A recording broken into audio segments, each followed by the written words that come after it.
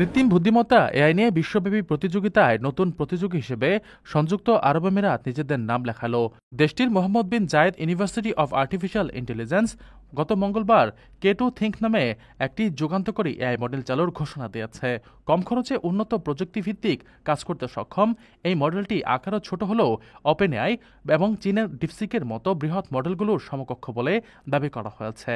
আলিবাবার open source কুয়েন 2.5 প্রযুক্তির উপর ভিত্তি করে এবং স্থানীয় এআই কোম্পানি G42 এর সহযোগিতায় মডেলটি তৈরি করা হয়, যেখানে চীনের ডিপসিক R1 মডেলে ৬৭,০০০ কোটি প্যারামিটার রয়েছে। সেখানে K2 Think মডেলে রয়েছে মাত্র ৩২০০ কোটি প্যারামিটার। ওপেনএআই অবশ্য তাদের মডেলের প্যারামিটার সংখ্যা প্রকাশ করে না। সেরিবাস নামক এআই চিপ নির্মাতা প্রতিষ্ঠানের হার্ডওয়্যারে এটি পরীক্ষা করা হয়েছে।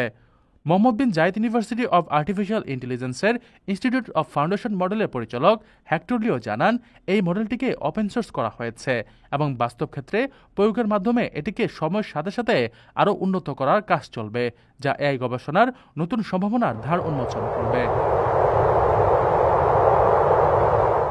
লক্ষাধিক টাকা বেতনে কর্মী নিচ্ছে জাপান।